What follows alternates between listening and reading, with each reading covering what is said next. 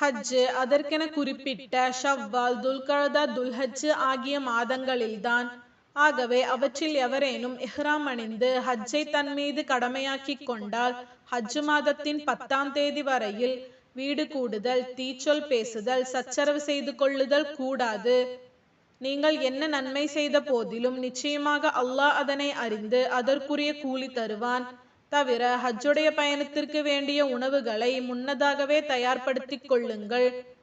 ஆனால் நிச்சயமாக நீங்கள் தயார்படுத்திக் கொள்ள வேண்டியவைகளில் எல்லாம் மிக மேலானது இறையச்சத்தை தான்.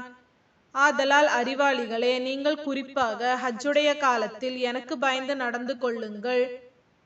ஹஜ்ஜு பயணத்தின் போது நீங்கள் தொழில் செய்து உங்கள் இறைவனுடைய அருளை கொண்டு கிடைக்கும் லாபத்தை தேடிக்கொள்வது உங்கள் மீது குற்றமாகாது. அன்றி ஹஜ்ஜுக்கு சென்ற நீங்கள் அரஃபாவிலிருந்து திரும்பினால் மஷ்அருல் ஹராம் என்னும் இடத்தில் அல்லாஹுவை திக்ரு செய்யுங்கள்.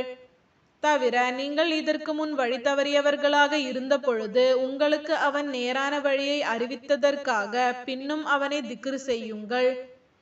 பின்னர் மனிதர்கள் திரும்புகின்ற முஸ்தலிஃபா என்னும் இடத்திலிருந்து நீங்களும் மினாவுக்கு திரும்பிவிடுங்கள். மேலும் அல்லாஹுவிடம் மன்னிப்பு கோருங்கள்.